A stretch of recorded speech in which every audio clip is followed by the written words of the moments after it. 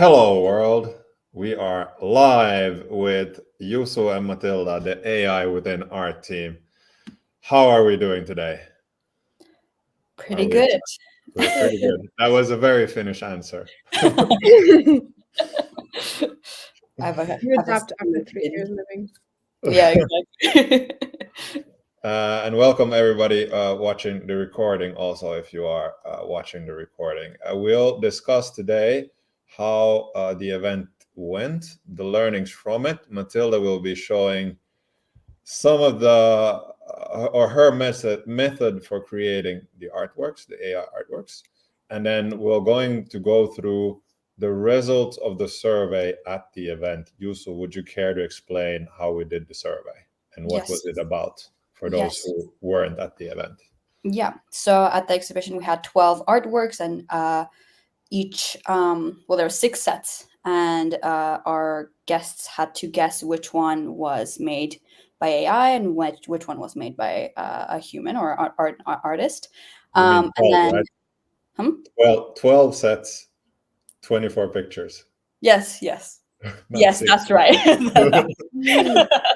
It's been a while. No, but yeah, that's exactly correct. And then we had a Google form that attendees could scan, and they had to choose which one they thought was AI. And that's quite important because I think some people were confused which one to choose, but it was the AI one. And we'll be sharing what the statistics were, which paintings or which artworks they did, or attendees kind of guessed the best, yes. And which one was more challenging. So it'd be quite exciting to go through them. Yes. And Mathilda, before we go into how you created the artworks, we had chosen the venue Magito. Could you tell something about the venue, as you were the designated event producer for the event and you had the vision for how to actually make it happen, how to hang the artworks? No, it was lovely. So I contacted some people and I was recommended that venue. So I contacted them. Also, shout out to Ossi for being so quick to reply and all the things he did for us. That is the venue host, right? Yes. He's the venue host. So we went to look at it, and I noticed that they had black curtains. So I thought we could pull out something really cool, like making a dark mood by dimming all of the lights, pulling the black curtains up, and putting the posters in front of the curtains. And that seemed to work out well in the end. So I'm happy we went with that venue. I'm not going to talk about the other options. But yeah, I was also, so the area was Suvilahti, known for its cultural heritage and a lot of events going on in that part of Helsinki city. The area is also explicitly LGBTQI plus pro, which is also very welcome in today's world, and happy about that. And then alongside our event, the area operators organized a few other viewings, and there was some salsa, and there was a DJ party later on, and also another exhibition about the area itself. And apparently it had some history. I was surprised. So Ossi, who Mathilda mentioned, showed me a picture of him doing an exhibition and setting up and hanging the artwork in exactly the same way Mathilda had envisioned. So it could have been more perfect. But talking about the artwork, Mathilda, would you care to share your screen and talk the audience through how did you construct the art? And maybe also mention where we sourced the art from. Yeah, so maybe I'll go into that while I share the screen. So we sourced the artwork from... okay. I'm sorry. I have to read some stuff. Okay, Yuzu, you do. Yes, I can do it. Yes, so we sourced our artwork from kind of various places. So first was Nikki's family. He has a lot of artists in his family. So we asked his cousin, his mother, and even his daughter, which was really exciting. We saw kind of various generations of artwork from Nicholas' family. And then we also gathered artwork from Artmoo. So Artmoo is an online kind of selling platform for student artists, or so art made by student artists. And it was started as a project, an accelerator project at Auto Yes, and they've been continuing it for, I think, for 2 years now, which is amazing. Mathilda contacted the CEOs of Artmo, and they kind of sent out a form of people that were interested, and we got quite a lot of submissions. So we chose the one. Oh, did she leave? Yes. Yeah, so we chose the best one that Mathilda could generate. Yes, and I was happy to involve the family and the stuff. My mother, especially, she's been investing in art her whole career. She always wanted to be an architect. She's been drawing most of her life, but she chose finance. Now that she's retired, she's making a lot of artwork. So we had that on display as well separately. And while we were waiting for Mathilda to get back online, we could mention SunFX also. So we mentioned Artmo as one of the partners. SunFX sponsored us. They're a light design company with decades of experience in creating events alongside amazing light design. And they sponsored us by giving us the lights that we used to highlight the artwork at the venue. Mathilda, you are back. Are you ready to present? I hope. Can you see my screen now? I need to add it to the stage, and here we go. No, we have I'm so sorry. an infinity loop. Restart the browser. Okay, so you can see my screen now. So since you don't know how we source the artwork, I just went ahead and picked one of my own artworks, which is the 3 figures here. And the process of how we generated all of them was using Midjourney. So what you see here is Midjourney. What is Midjourney for those who don't know, like in short? I feel like Midjourney is the tool to generate AI images. At least that's what I've been told. Okay. And it's like an online community, so I can also see what other people are making. But we can now make ours. So I'm looking at this image and I'm saying, well, let's make a line drawing of study of a figure.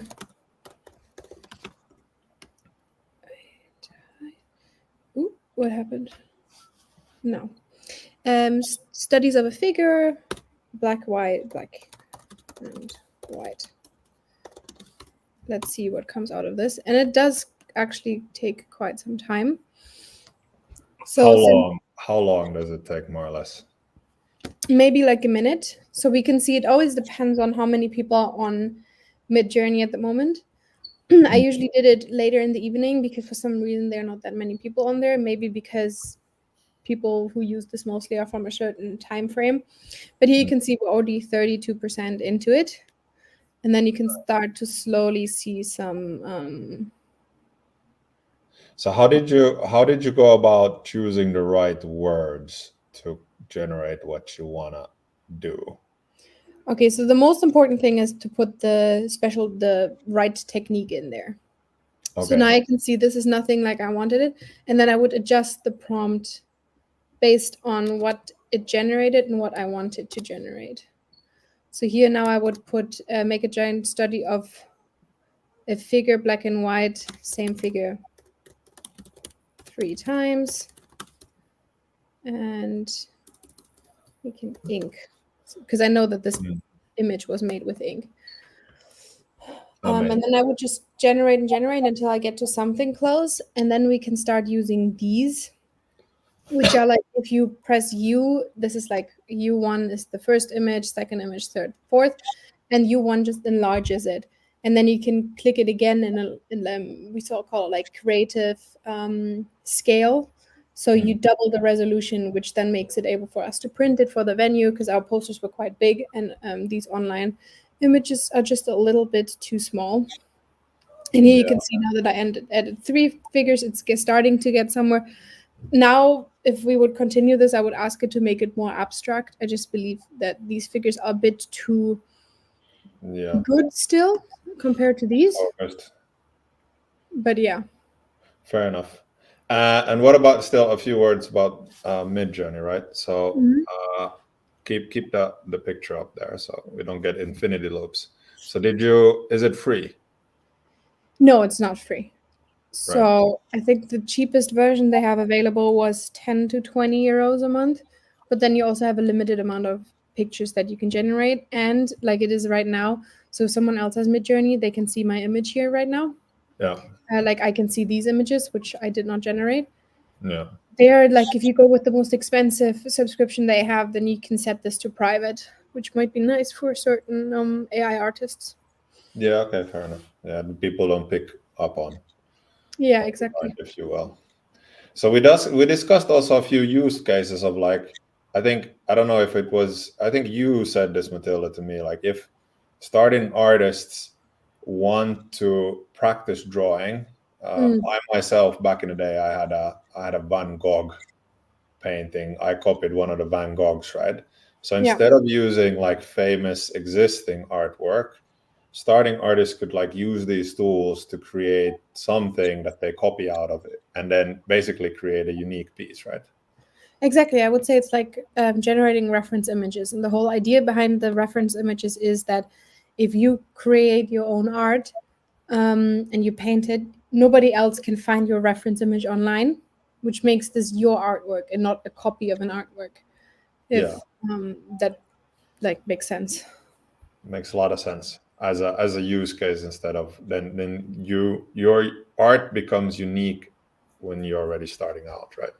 Exactly. And the way a lot of also art schools work is you learn from like the old artists like Van Gogh and Picasso and stuff, and you copy them, and then once you like know all of the techniques, that when you start to go into your own kind of style and your own technique and you merge the things that you learned.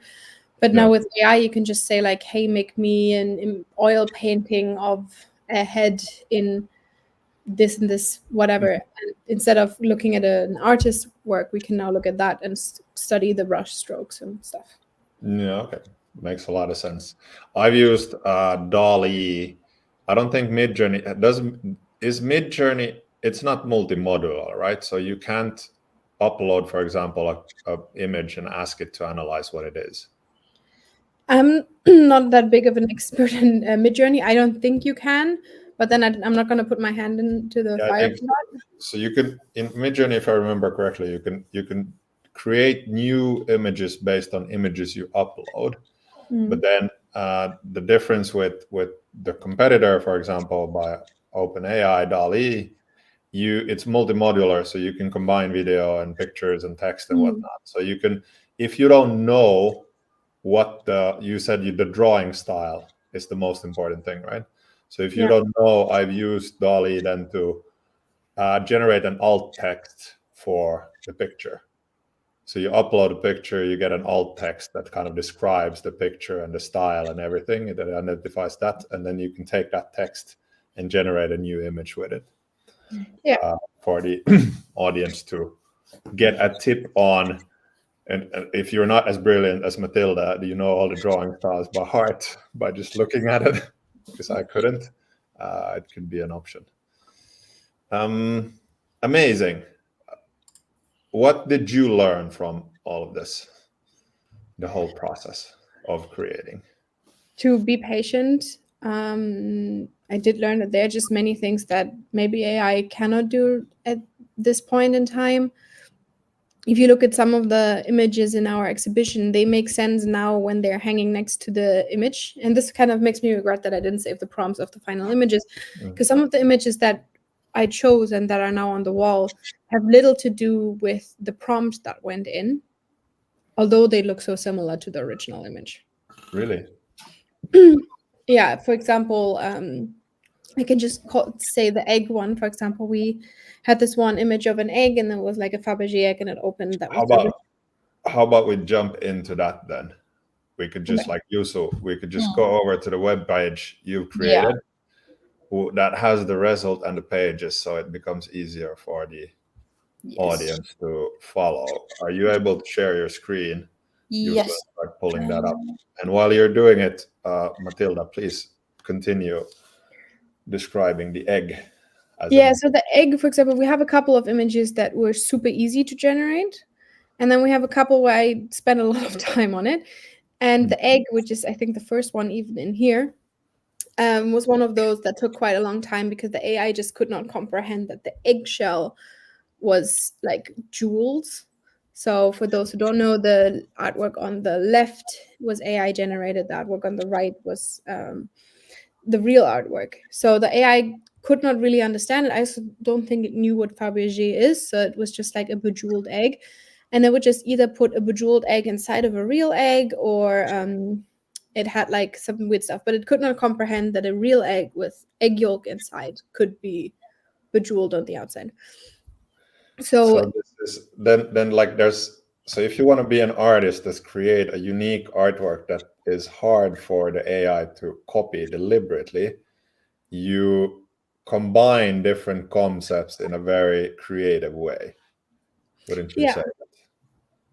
Yeah, I would say that. Like play with the reality, or like a little bit of surrealism, maybe. But then it's also interesting that for this specific artwork, I asked the AI to give me a really plain egg mug, like the egg holder where the egg is in, and it was like, just make it white. No jewels whatsoever. And even though you tell the AI I don't want any jewels or gold on the egg mug, I didn't get a single image where the egg mug was not fancy decorated. Like it is now. Or then you could add, I know I'd once tried to be like, okay, make the egg mug look like I bought it in IKEA. And instead of giving me a white egg mug, it would just put the logo of IKEA on the egg mug. Understood. That's funny. Yeah, so this is why also this, yeah. Let's move on to the next one. So this was apparently also hard. So it's almost a 50-50 guess. Where the second one is the artwork that is AI generated. And the first is, I think here we also ended up with a print. So what we did, we printed these into posters that hang, right, for the audience to understand. So these weren't like a physical actual art piece. It was just like a picture that we then hang up on the wall in poster. And I think the poster came out a bit pixelated for the human-made one. Yeah, which fooled people because they thought that since it was pixelated, it was.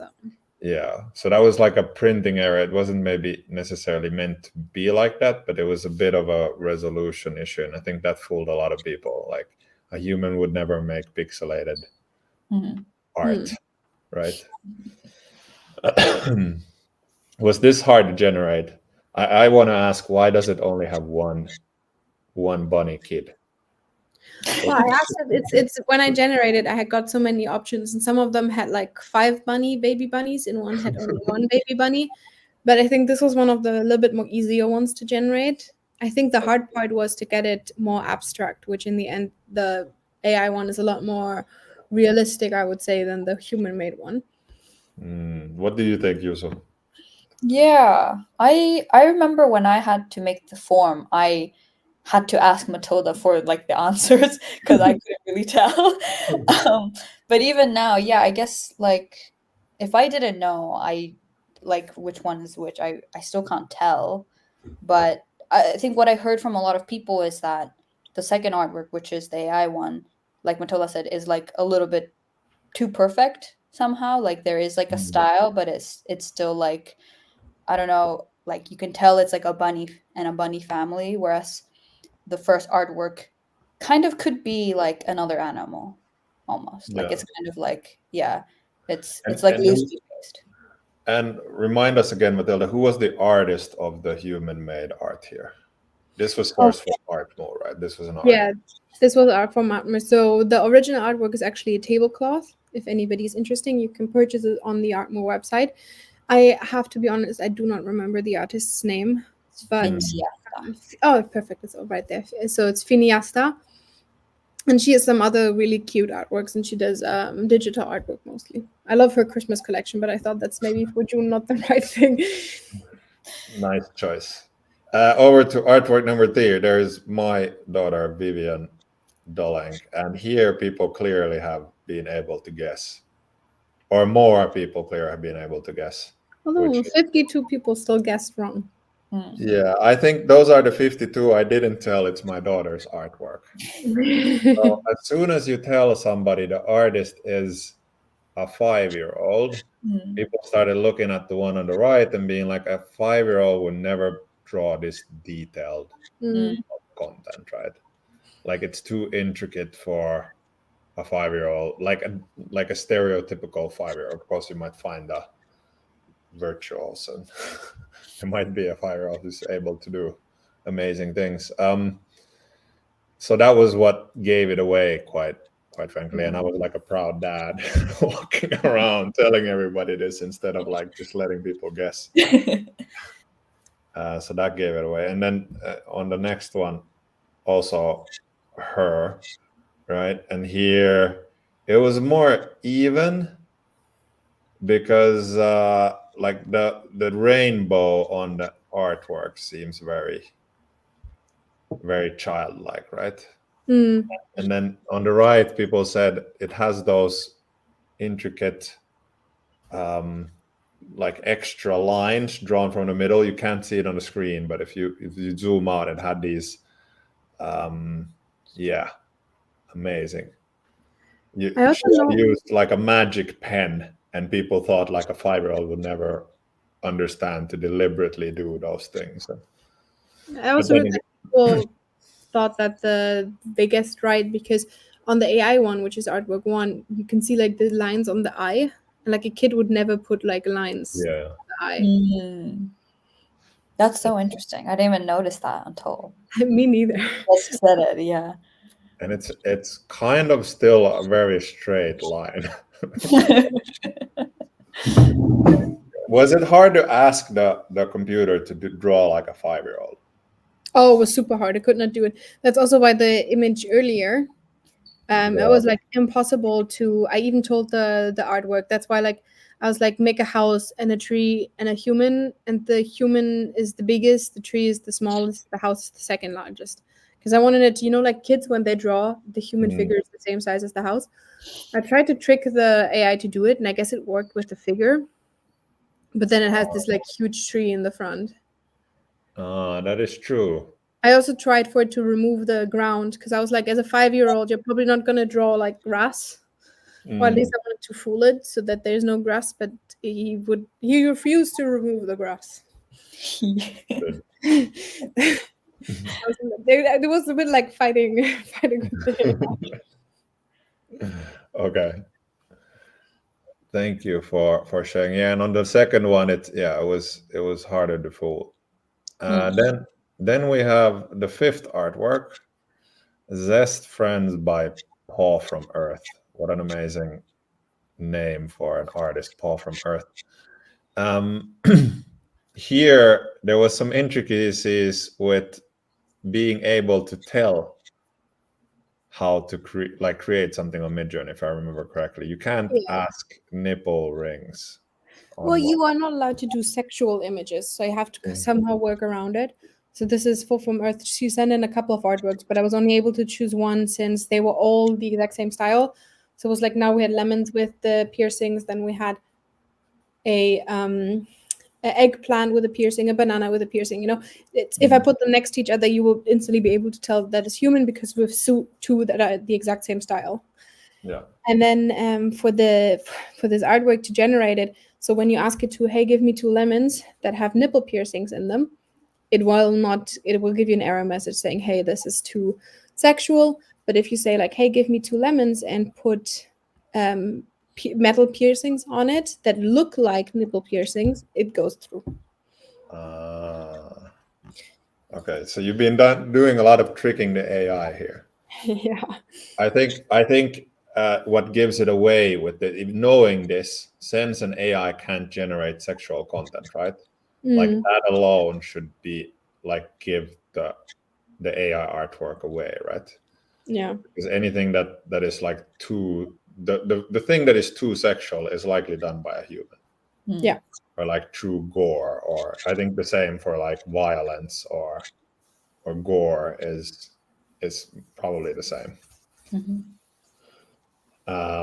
Let's go to the next one. This is from my cousin Lorena. And here people guessed right more often than not. I think the first thing that may give it away is the fact that the AI one has 3 fins. doesn't have just. Oh, I did not even notice that. I You didn't either. So this was, but then again, to contra that, somebody said the hand of the mermaid and the human one looks too manly. Like it's too perfect of a man hand. One thing that I heard people say, which I thought was really interesting, was about the emotions. That AI is not going to give you something this negative or like this strongly emotional. That's why they thought artwork 2 was the human one, which it is, instead of artwork 1, which artwork 1, she's just sitting there looking down. Whereas the given person that came into this, I need to mention this, was she's the chair of the Performance Arts Association that is in the culture. I can't recall her name. So she had like a human performance arts background. And she went through these first 6 and guessed them straight away in like 5 seconds, because she was looking at it from a perspective of human emotion. Like, what is the depth of the emotion that has gone in from a human to create this? And that goes along with what you said, right? Like, there's not like, this art piece is called Embracing Freedom. Like, in my mind, like there's something very, very deep of thought for you to say the picture on the right is about embracing freedom. Yeah, this also kind of reminds me of what Dylan and Dylan and Calvin. Calvin and Dylan said in their live stream. I can't remember the exact words they said, but I remember they said something about the thing is that AI doesn't fully understand emotions, and that's where human is still superior. What do you think, Yuzu? Does AI understand emotion in some way? I think it's still lacking for sure, definitely. And like Mathilda, from a lot of people that did attend, and I talked to them, they really felt like they could always tell somehow that the AI artwork was missing something. And usually what they kind of replaced that something with for the human art was that it's so like there's emotion, there's some mood, there's a vibe, there's something kind of like innate in you that you can kind of recognize a human touch of thought, of emotion in artwork. So I think that's kind of like, that's the sense right now that, AI is able to create, really beautiful and intricate art, but we're still like not that connected with it in terms of emotion. It's still something that they're lacking. And I'm not sure if it's something that this is something we should discuss with the AI artists, the ones that use AI to create art and then rework it afterwards. Right? Yeah. For example, Roope, who we talked with. So he takes pictures, then put them through some stable diffusion tool that distorts the picture, and then he kind of reworks it still from there, and like fine-tunes it as well. Like maybe that's where the kind of human artistry comes into play, is like how well are you able to manipulate an AI art after it's been generated in order to convey emotion in some depth. And somehow maybe it's like when you process it even further, does it now become rather more human like art than AI art? Because I think this is like what we've done is still the very first stage. It's just generating it and kind of using it as it is. We haven't really tweaked it as much. I think the only one we tweaked a little bit, Mathilda, correct me if I'm wrong, is the one with Vivian's. Yeah, because the AI is not able to really write sentences. So Vivian had a couple of extra letters in there that I photoshopped out.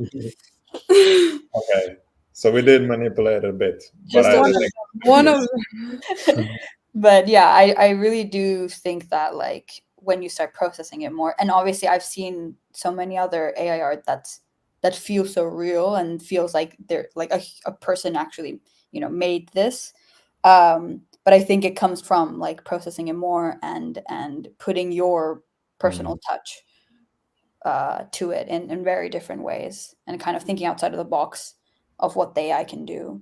So I think there's like a big kind of path for it.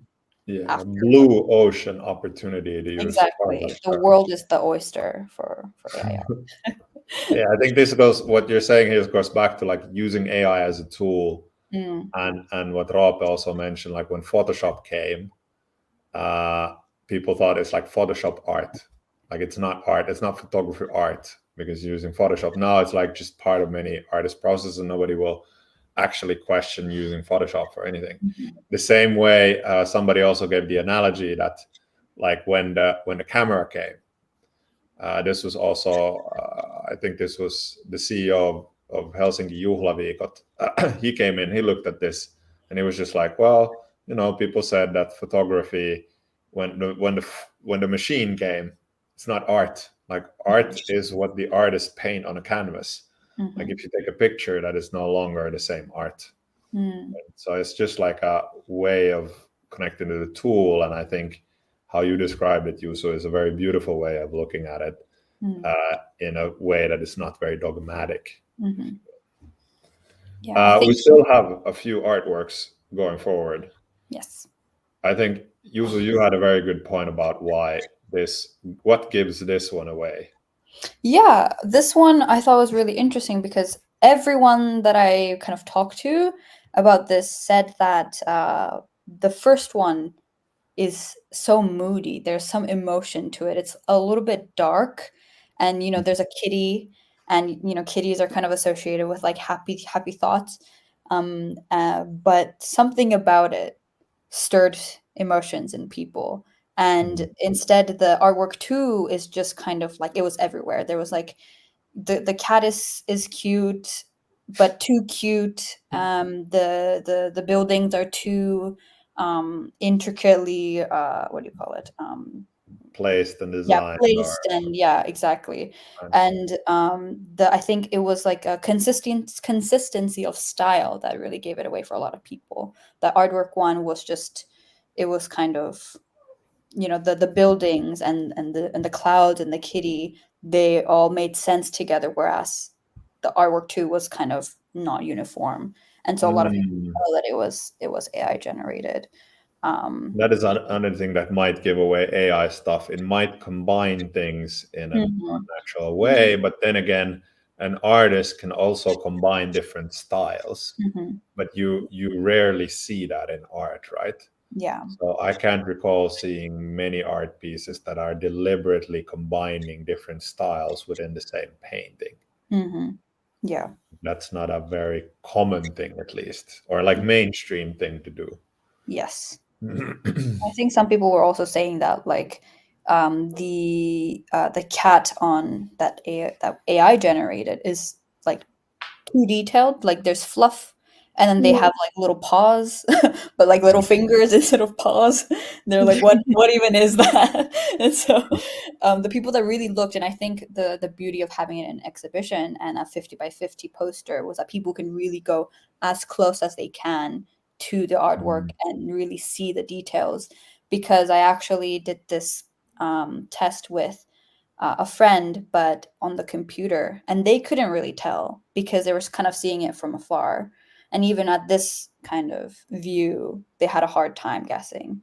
So I think it really kind of, being at the exhibition kind of added a layer of really challenging their thoughts and really Although to challenge that thought, like you can also just create an online art gallery where you can really like zoom in on stuff the way we're doing it here, right? So like if you would do this, albeit you, Mathilda, put some stuff out on TikTok prior to the event, and there you can't really zoom, right? It was just like click here, click there, choose which one, right? Yeah. And I think the other value of having an exhibition is you actually can, like we were there talking to people, right? Having those conversations in a way that you maybe wouldn't have online, right? You can't see the reactions of the people. You don't see how they're reflecting when choosing how they describe and what they feel. So like conveying like your experience of art is a lot easier, especially as an artist, when you're there kind of seeing and talking to the people. I think we can move. We could say something about the artist here still. Wasn't it so that the poster, the human poster, is on Artmoo? Yeah. Yes. Yeah, so Alex has this posted on Artmoo. You can get one of these posters for yourself.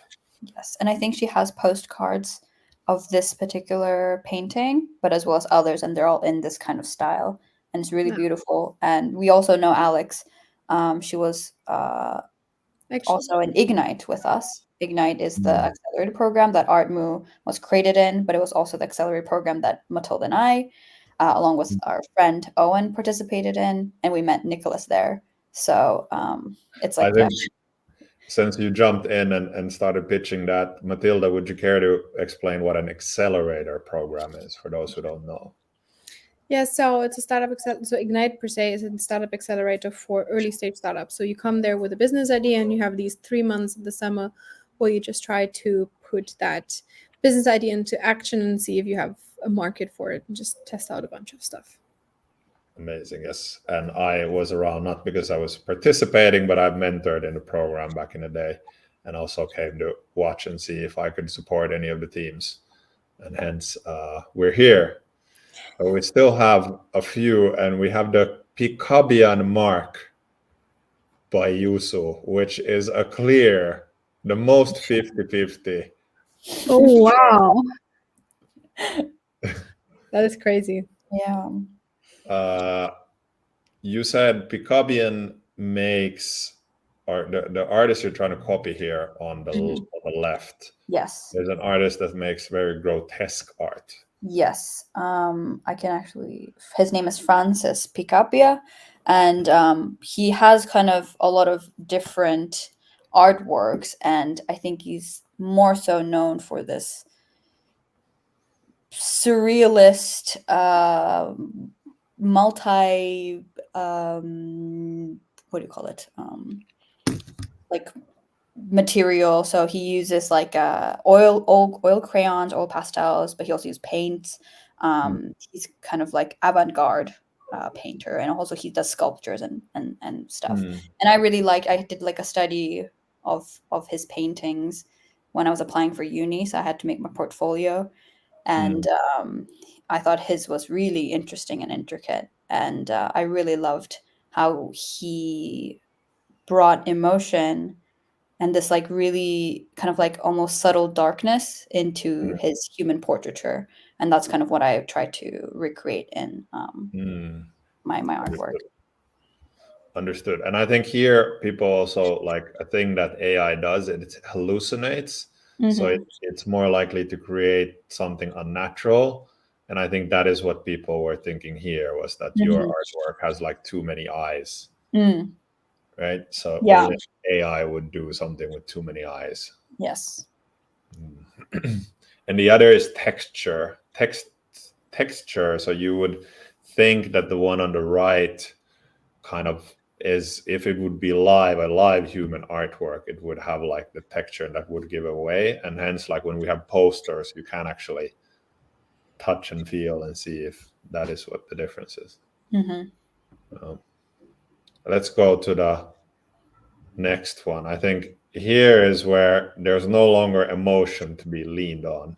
Mathilda, would you care to explain what you prompted to get this one? So the one on the left is the human one, right? Yes, so artwork 1 is human, artwork 2 is AI. It was interesting because it is quite difficult to replicate that image with words.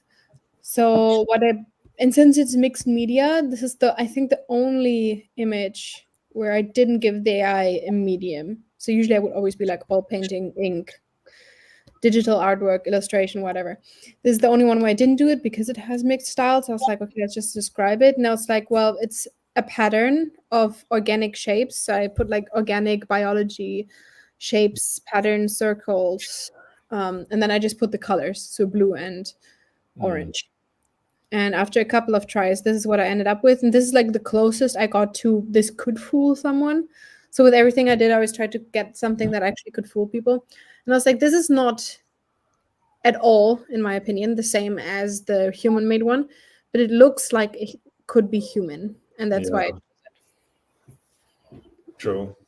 I think here, I think I told the guests when they came was that number 9 and number 11, we can skip number 10 for a while and go to number 11. Number 11 is by the same artist. So if you know, because artists will likely have the same, at least a bit the same style. Or was it so that you picked this one because this artist doesn't have the same style? Well, it was different enough. If you really look closely, yes, of course you can see, I think, some certain things that are clear. But personally, for me, if you don't hang them right next to each other, and if you don't tell people, hey, this is the same artist, I don't think they would put that close attention to it. Whereas the one with the fruits and the piercings, you could have instantly told from a mile away. Yeah, okay, that this is the same artist. Yeah, And then AI wouldn't. It would be hard to get AI to be consistent over the same style, right? So Yeah. so like with the lemons, if we would have picked another poster pair from the same artist that did the lemons, it would have been unlikely that the AI would have created consistently looking pairs, right? So if we like I'm trying to explain, like AI would have made maybe a different style then. It would have been very different than the human. For a human, it's easy to copy the style. Yeah. Or if for a human, it is easy to be consistent over your style. I think that was what I'm looking for here. No, it's true. And this one is also interesting. I don't think the AI was able to replicate what she did at all. And that's why I went with, hey, let's do something similar. So I just described like the medium, the colors, and the jungle theme. And I picked then artwork 2. Artwork 2 is the AI one. Just to say, like, I know that there are people out there that paint like this. And that's why I know people will be fooled by it. And fun fact, it's one of the 3 images that people guessed wrong more than they guessed right. Interesting. Yeah, so going to the picture that people guessed wrong the most, I think that was number 10, right? Yes. Yeah.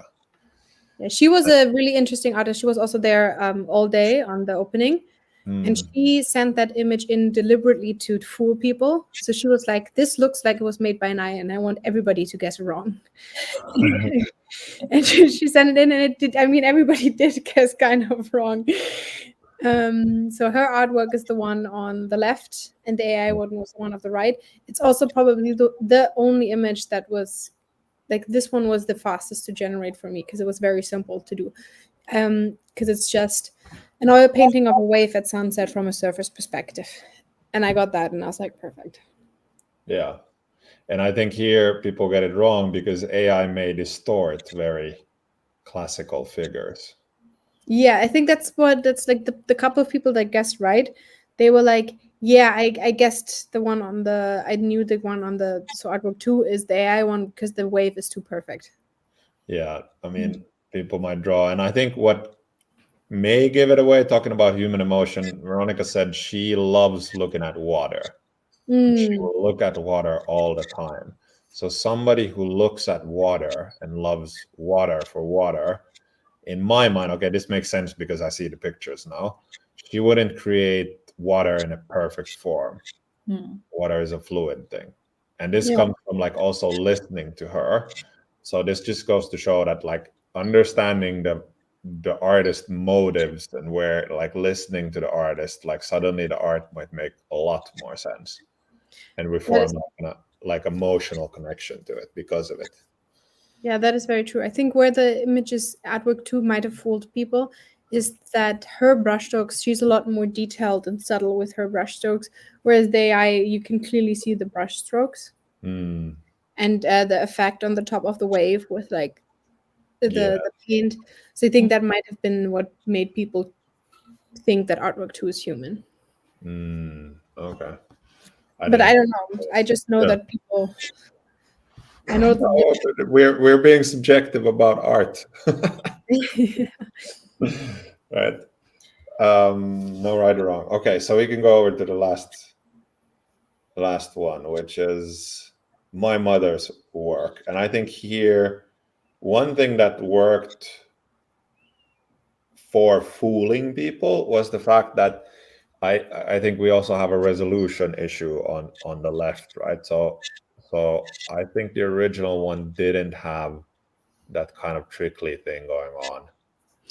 It's true, although I talked to some people and they thought that artwork 2 was the human one because you can see where the water paints mixed, so the pink and the green, it turns brown. And another reason why they thought artwork 1 was AI is because she used multiple mediums and not just oil paint. And people were like, So you can see the flower on the left. She has like the crayon on top. Which is Well, really it makes sense again, where we just earlier said AI won't go and mix different styles, or that it will mix different styles, right? Then we thought about the kitty cat. I just said like, AI will mix different. Well, if a human makes different styles, then actually that might fool people. Okay. We went through all of the artworks. So these will be available. We'll put some link in the comments to the webpage for you to look as well. I think we could link the forum for people to kind of continue doing this if they feel like watching this, feel intrigued and want to do it themselves, or like want to share with their friends. I don't see why we couldn't put a link to the forum and let it live on for a while. If you want to, like, the arts are available online. The art for my family, if somebody's interested, just ping us at hello@AI-with-an-art, and we'll chat with you. I think for the last part, I think like a short reflection of like the key learning from this project. What would that be? Like one thing you want to take out of this project, Yuzu, what would that have been?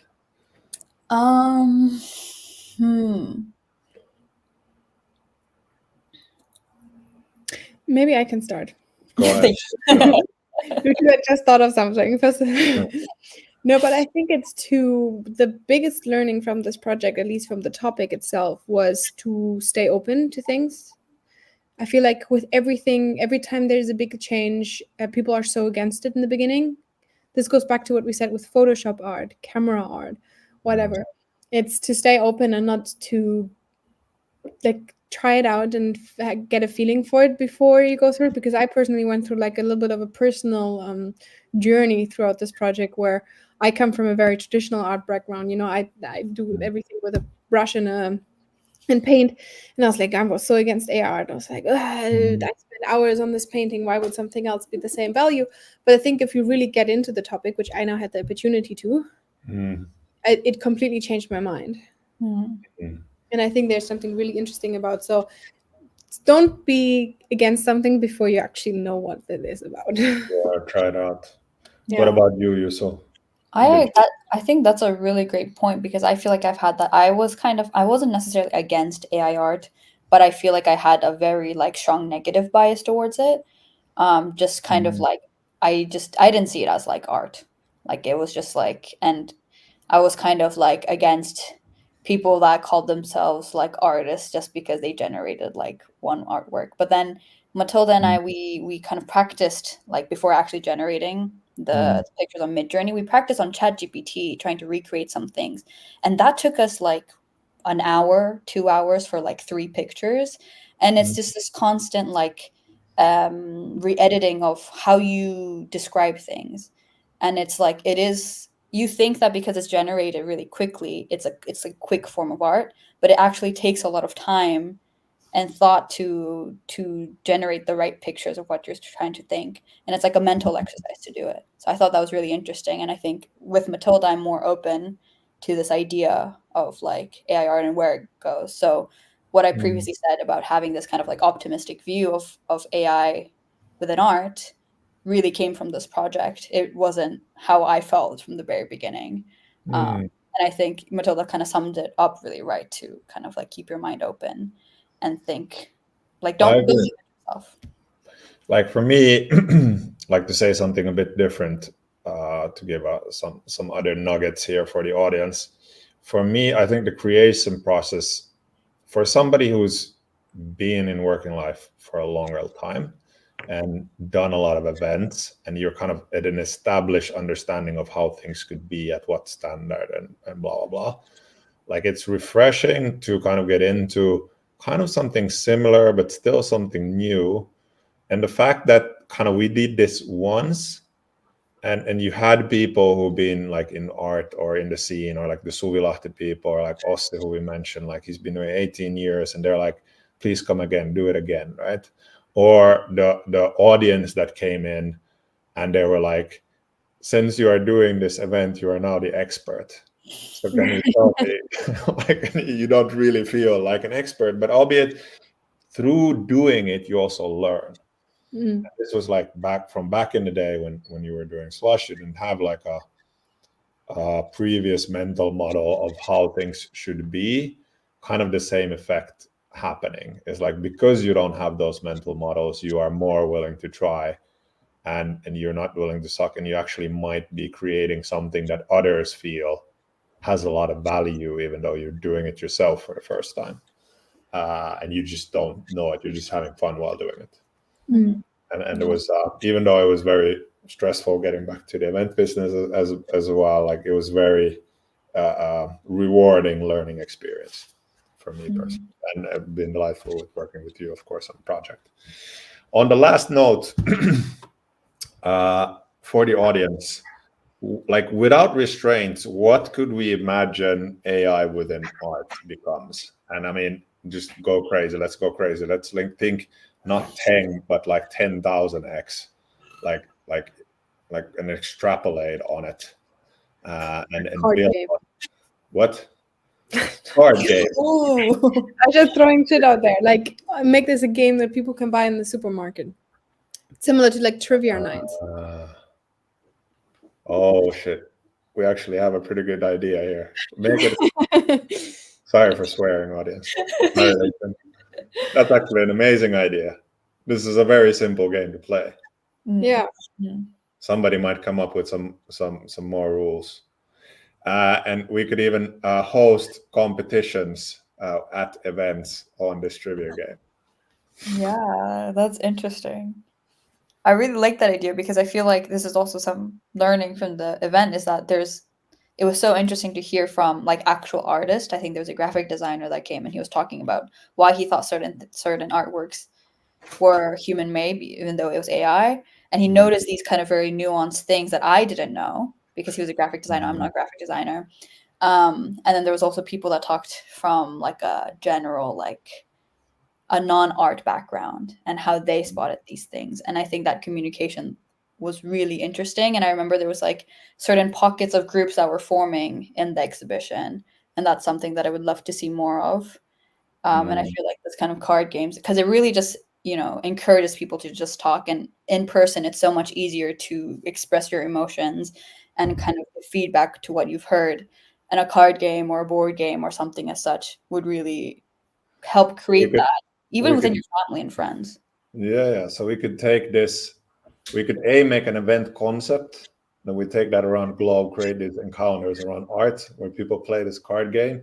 People can create the same sort of thing at home with the cards as well, with some sort of game. Okay, we can take this with SpaceX to the moon and play it there, just for being able to do it, like go crazy with it.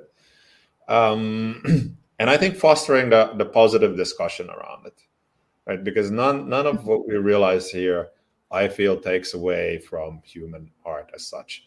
I think we had some intricate discussions. Now we're diverging from the big, but I think this is good learning. Like, okay, we felt a bit of guilt of using human-made art, right, and a copy of it. But then, if we would have, for example, collated, put the human-made art and the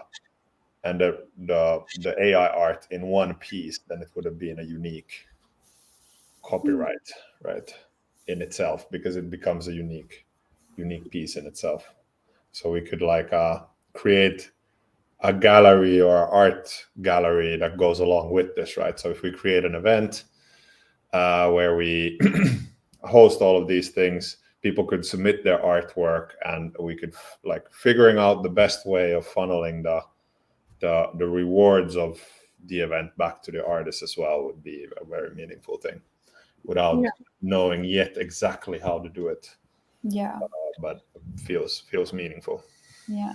I also want to say one more big thing is something that Mathilda and I were thinking at the very beginning of this project, when we were trying to map out the event space, we were like, what if we make it super interactive that people can like generate the AI art like on the spot at the event, and it like, because Sun Effects work with light and projection mapping, that we can like map it around the exhibition space, so it's like really immersive and people see their art, something that they generated be displayed as artwork on the event space. And we were playing around with that. Amazing. That's actually like a very. Didn't you write your bachelor's on immersive experiences, Mathilda? Yeah, I did. That's a very good idea. Like that idea alone is worth a bachelor's degree. You just need to execute.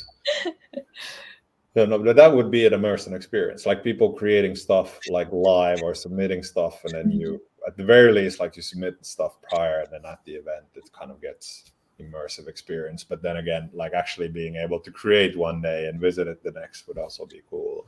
Yeah. But do we have any last words for the audience? We'd like to say. I at least like to thank everybody for watching. I'd like to thank you for working on the project. Yuzu, what about you? What would you like to let final words for the audience? Final words is, well, thank you to people that visited and also stayed and talked to us. I think it was super insightful and really lovely, and I felt like a community building moment with everybody that was there, and even for people that interacted with us online on social media and on our lives as well. Thank you obviously to Ardmo and their artists and Sun Effects. I think you've kind of elevated our exhibition to a whole nother level with your help. And then obviously to Nikki and Mathilda for such an awesome couple of months. And it was so nice, because I remember when we were setting up, Ossie was like, oh, it's gonna rain tomorrow, and we were like, oh no, but then it was super lovely, and it was like the brightest and warmest, and it was meant to be. So yeah, thank you. Mathilda, what about you? Thank you, Yuzu, for the kind words. Well, of course, thanks to you guys. I also want to give a big thanks to the artists. People. To Yuzu and Nicholas. Thanks to all the viewers. Thanks to everyone who came to the venue, and big thanks to the artists who came, and the ones who submitted their artwork. Without them, we couldn't have done this. And also big thanks again to Ossie, the venue responsible. He was lovely. He stayed there with us also for a long time on Wednesday. So thanks to everyone who helped us in some way. Also thanks to Peloton and Stadio Panimo for agreeing. And then last but not least, thank you for the patrons who helped finance the event. I was so happy people jumped on the opportunity so fast, and hopefully everybody who joined the event felt they got something out of it in the capacity they did, and got more out of it than the capacity they put into it.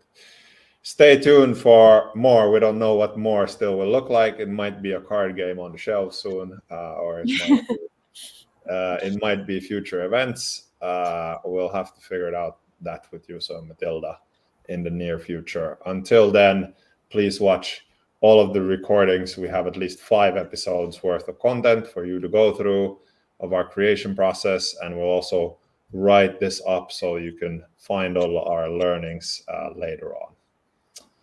Thank you all, and have a great day. Bye-bye. Yay. End stream.